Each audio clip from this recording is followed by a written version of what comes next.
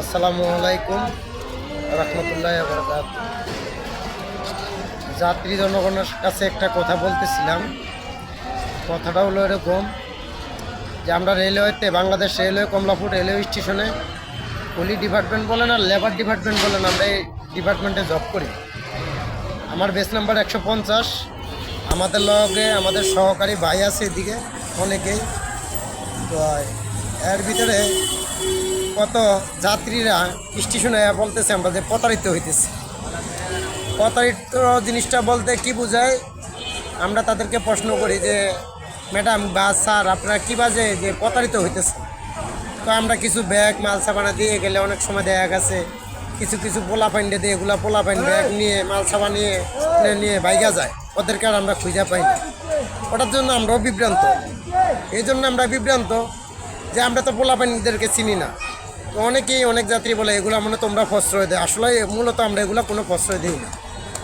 না দেওয়ার উদ্দেশ্য হলো আমরা ওদেরকে দেখলে দূরে ধরে দিই। আবার আপনাদের মাঝখানে কিছু যাত্রী জনগণ আছে, তারা তাদেরকে সাপোর্ট দেয়। যখন আমরা তাদের উপরে মনে কোনো একটা অ্যাকশন নিতে যাই, দেখা গেছে তারা তাদের বিরুদ্ধে হয়ে দাঁড়িয়ে আছে। তো তারা মূল ঘটনাটা তো আসলে প্রকৃত জানে না যে কী জন্য তারা দাঁড়াইছে। শোনার পর তারাও চিন্তা করে না আসলে তো জিনিসটা ভালো।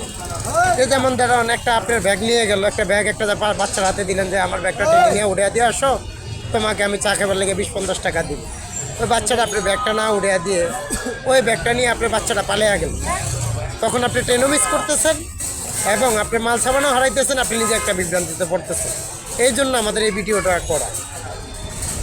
তার অনুদানে আমরা একটা যে ইউটিউব চ্যানেলে একটা নিউজ দিতেছি যে আশা করি সামনে কোনো যাত্রী, কোনো যে পথযাত্রী যেগুলা ডেন্ডি খায়, গাঁজা খায়, ইয়াবা খায়, হিরোন খায়, এগুলা পোলা পানি এগুলা ব্যাগটান, এদেরকে আপনারা কোনো সময় মাল সাবানা দিবেন না স্টেশন আসলে।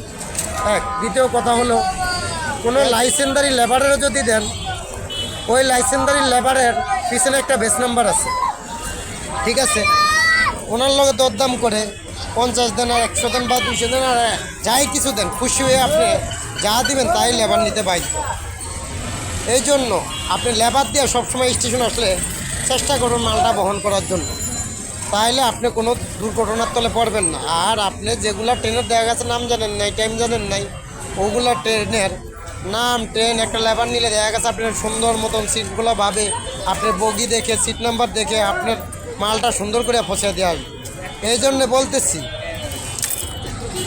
বলতেছি আপনারা কেউই এই কাজটা করবেন না যে পোলাপাইন দিয়ে মালটা নেবেন, ঠিক আছে? এই হলো আমাদের বেস নাম্বার, দেখেন আমি আপনাদেরকে দেখাইতেছি। এই হলো আমাদের বেস নাম্বার 150, ঠিক আছে? এরকম দেখে দেখে যে কোনো লেবারের মাল দিবেন, এদের একটা বেস নাম্বার আছে। আমাদের বেস নাম্বার স্টেশন ম্যানেজার বলেন ওনার কাছে আছে, স্টেশন মাস্টার বলেন তাদের কাছে আছে, বাংলাদেশ রেলওয়ের কাছে আছে, এবং যে জিআরবি রেলওয়ে থানা আছে।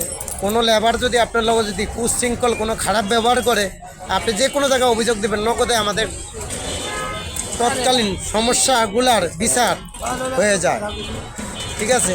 এর জন্য আপনি কোনো লেবার দিয়ে প্রতারিত হবেন না আশা করি ইনশাল্লাহ।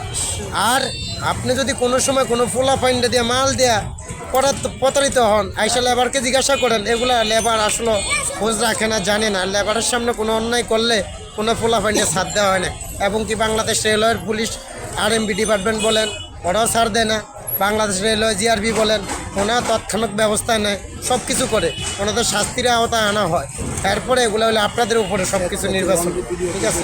আসি, আসসালামু আলাইকুম রহমতুল্লাহ।